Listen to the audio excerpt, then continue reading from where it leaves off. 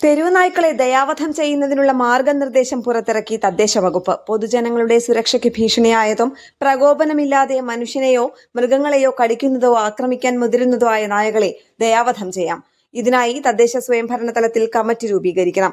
ആക്രമകാരികളായതും ചികിത്സിച്ചാൽ ഭേദമാകാത്തതും പേവിഷബാധയുള്ളതുമായ തെരുവു നായ്ക്കളെ ദയാവധം ചെയ്യുന്നതിനായി 22/8/2026 ഉത്തരവ് പ്രകാരം സർക്കാർ മാർഗനിർദ്ദേശങ്ങൾ പുറപ്പെടുവിപ്പിച്ചു.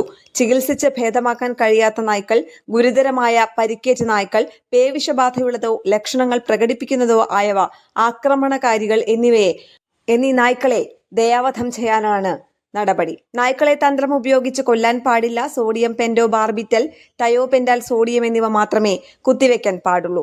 ദയാവധത്തിന് നായ്ക്കളെ പിടികൂടിയ ശേഷം 3 നാൾ ഐസൊലേഷൻ സെല്ലിൽ പാർപ്പിക്കണം. ആരെങ്കിലും ഏറ്റെടുക്കാൻ തയ്യാറുണ്ടോ എന്ന് പരിശോധിച്ച ശേഷം മാത്രമായിരിക്കണം ദയാവധമെന്നും മാർഗനിർദ്ദേശത്തിലുണ്ട്.